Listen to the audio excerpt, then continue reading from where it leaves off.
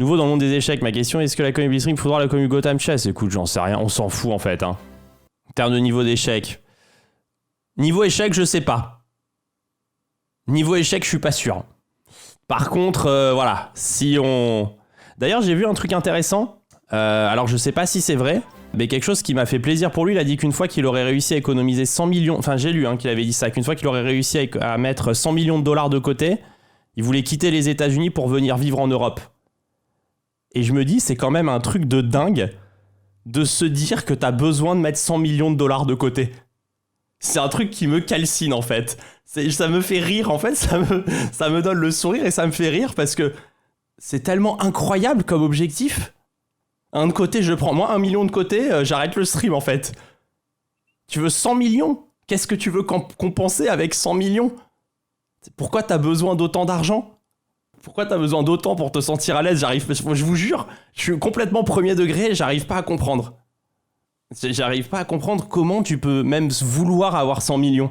Après, c'était peut-être du troll, hein. Je dis pas le contraire, donc c'est toujours dur à savoir vu quand t'es hors contexte. Mais 100 millions, ça me paraît une somme, ça me paraît délirant. Après, c'est sûr qu'il doit gagner 4, peut-être entre 5 et 10 millions par an, donc il va finir par les avoir, c'est sûr. Mais 100 millions, ça me paraît... J'ai envie de te dire, qu'est-ce que t'achètes avec ça? Enfin, vu ce qui sort en ce moment, on commence à comprendre ce que tu peux acheter, mais sinon, j'arrive pas à comprendre. Ça me paraît délirant. 100 millions, c'est du rêve. 100 millions, c'est une folie, Gaëtan. Non, mais les 100 millions, c'est sûr qu'il les aura un jour, mais c'est juste que je sais pas, c'est bizarre cet objectif.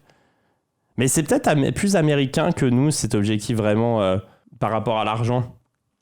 Tu as dit, tes compagnies, 1 million ou 10 millions, c'est peu, ouais. Peut-être ils veulent des yachts. C'est le moment que tu le remarques. Non, mais je me dis, pour eux, ça doit vraiment être important. Vraiment, pour les Américains, ça doit être important de gagner vraiment beaucoup d'argent. Genre, il doit pas y avoir de... C'est pas une manière d'être libre ou de faire ce que tu veux. Ça, c'est vraiment un objectif en soi, quoi. C'est intéressant. C'est tellement une autre vision du monde. J'ai un cousin aux US qui m'a expliqué, si t'as pas 300K à mettre dans l'éducation de tes gosses, ils auront rien. Puis pas d'assurance maladie, etc. Ouais, mais bon, peut-être 10 millions, ça suffit, par exemple. C'est la mentalité menu freutine. Ouais, c'est peut-être du menu fretin, ouais. L'État ne garantit rien. Ouais, bah, ils ont qu'à venir vivre dans un pays où l'État garantit, en fait. Ils peuvent voyager, quoi. Me dites pas... Non, mais attendez. Attendez, les gars, là, on va tout arrêter. On va pas s'inventer un monde où les Américains, c'est pas un pays ultra riche. Et où les mecs vivent en Hesse. Genre là, je vous arrête tout de suite, hein. Les US, les mecs se mettent très très bien, globalement. Alors oui, il y a des pauvres comme partout et même des très pauvres, mais les gens qui gagnent bien leur vie, ils se mettent très très bien. Genre, regarde leur pays, le PIB par habitant, il est monstrueux. Après, c'est très inégalitaire. Ça c'est vrai. Mais justement, c'est à l'avantage des gens qui gagnent beaucoup comme ces gens-là. PIB par habitant, comment les plus grandes fortunes? Non, mais ça, je veux bien. Mais genre là, on est dans les gens qui gagnent entre 5 et 10 millions d'euros par an. Ils sont très bien lotis. Attention, hein, on parle pas là des Américains globaux, on parle des Américains tranche, même pas tranche moyenne supérieure, on parle vraiment des riches là. Ils sont mieux lotis. Ayant vécu en France et aux US, objectif d'argent à atteindre en France et aux US pour être libre va différer facteur x10. Je suis la classe moyenne aux US, c'était bien mieux qu'en France. Classe moyenne, les gens ils gagnent combien aux États-Unis? J'avais l'impression que tu gagnes classe moyenne, j'ai l'impression que là-bas que c'était à partir de 10 000 par mois. Je sais pas pourquoi j'avais cette impression.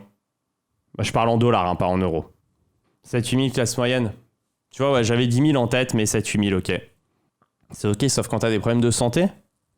Mais en fait, je sais pas. Moi, je connais des gens bah, du coup, qui bossent chez Chesscom et qui sont aux États-Unis. Et en fait, ils m'ont expliqué un truc, c'est que si tu prenais ton assurance maladie assez jeune, c'était pas si cher, en fait. Mais juste, fallait pas déconner, fallait vraiment commencer à payer jeune tant que t'étais en très bonne santé. C'est ce qu'il m'expliquait. Et sinon, tu pouvais vite être en Hesse. Après, le côté self-made est beaucoup plus possible aux US qu'en France. Si 60% des millionnaires, c'est des héritages, le contrat social, il est complètement cassé. Ouais, après, ça, c'est d'autres questions. Hein. Comme t'es le Gotham Chess français, déjà, tu fais quoi, 100 000 euros par année?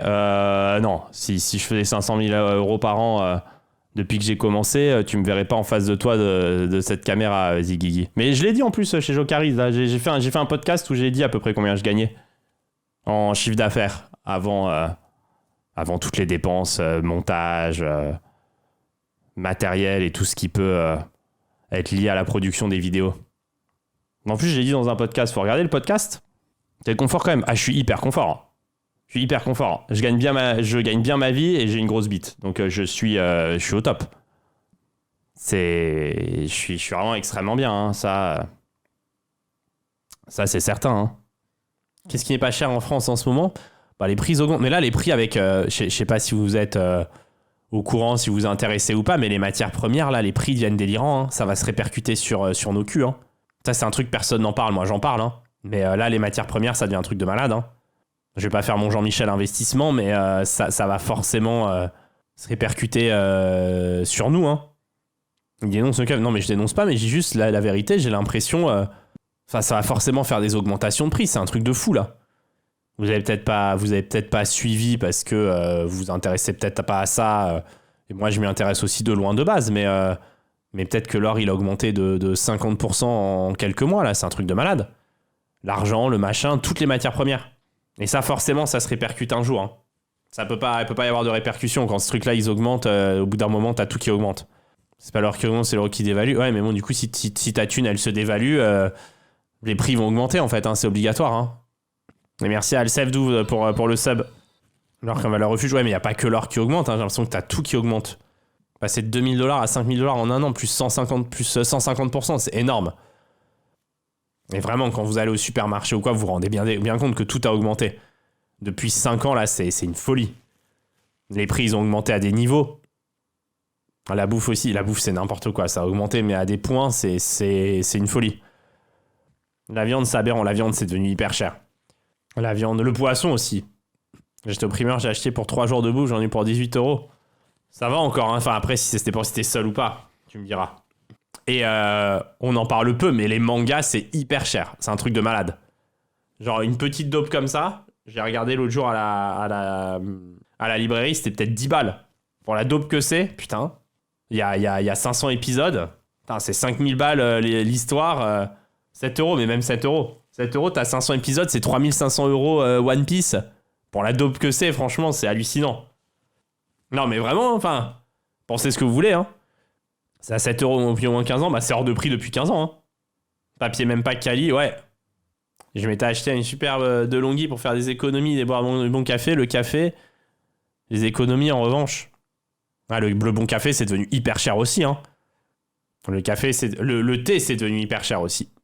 Moi qui aime bien le bon thé, j'ai retrouvé une facture de thé que j'avais acheté en 2021. Je vous jure que les prix ont tout simplement doublé en 5 ans. Si parfois pas 2,5. Je vous jure, truc de fou. Je me suis à des goûts de luxe, mais ouais, en plus j'aime bien moi les trucs bons en vrai, mais il y a des augmentations, mais c'est un truc de fou, hein. Pourquoi pas du caviar? Caviar, je connais un petit peu moins, même si on connaît bien évidemment quand même, mais c'est devenu très cher aussi, hein. Une facture pour du thé, bah tu sais, des fois, comme moi je les commande sur des sites, tu peux aller dans ton espace personnel et voir la facture. Caviar, je trouve ça surcoté de fou. Mais après, moi j'ai vécu en Russie, Doc PH, donc peut-être que j'ai pu avoir accès à du caviar, on va dire, plus premium pour un prix correct que ce que tu as pu essayer. Mais oui, tu as pu trouver ça surcoté. C'est comme du pâté en Russie, non, pas complètement, mais t'achètes un peu ça à Noël ou quoi, comme t'achèterais chez nous du foie gras, on va dire, ou un truc comme ça. Tout augmente, j'aurais même plus le catalogue des Jets. Ouais, tu m'étonnes. Le pinard augmente même, moi je bois tellement plus d'alcool que je me rends pas compte de ça. En fait, c'est l'euro qui vaut plus rien. C'est ce que nous disait le frérot tout à l'heure, hein, que c'était la monnaie qui valait moins, j'en sais rien ça après. Hein. C'est pareil à l'étranger. Je crois que c'est pareil partout ça par contre. Quand je parle avec mes potes qui sont d'autres pays, ils me disent tous pareil. Genre les gens qui disent ouais en France c'est machin, nanani nanana, on est mal gouverné, ou je sais pas quoi. Ça après chacun son opinion, mais ça a pas de rapport, c'est partout comme ça. C'est partout les prix ont beaucoup augmenté. Ici en Corée du Nord ça va, ouais. Mais même les ordinateurs ça a augmenté. Alors évidemment il y a plus de puissance, mais tout ce qui est carte graphique et tout, comme j'ai besoin moi pour bosser, etc., les cartes graphiques ça augmente aussi, tout augmente en fait. Je regardais par hasard, tu sais, le prix des micros, et c'est des micros qui peuvent avoir, des fois, c'est des modèles qui ont 10, 15, 20 ans, bah, ils font que augmenter. En fait, ce qui est dommage, c'est que maintenant, en France, pour vivre, partir en vacances, voir les pépins venir, il faut 4-5 000 par mois. Alors après, ça dépend. Si t'as une famille, si t'es seul, où tu vis, confond pas Paris et la France non plus, tu vois. Faut pas non plus confondre Paris et la France. Je crois que c'est important. Paris, c'est vrai que c'est vraiment cher. Hein. Je sais pas comment les gens y vivent. T'es quelle région? Moi, je suis dans le 06. Marier un enfant, tu sors entre 2 et 3 000 par mois pour vivre. Ouais, non, c'est sûr, marier un enfant... Même les crèches, hein, c'est cher de fou. La vérité, même la crèche, c'est cher. Tout est cher. Citez-moi un truc pas cher, un sub à cette chaîne. Mon livre, il a pas augmenté.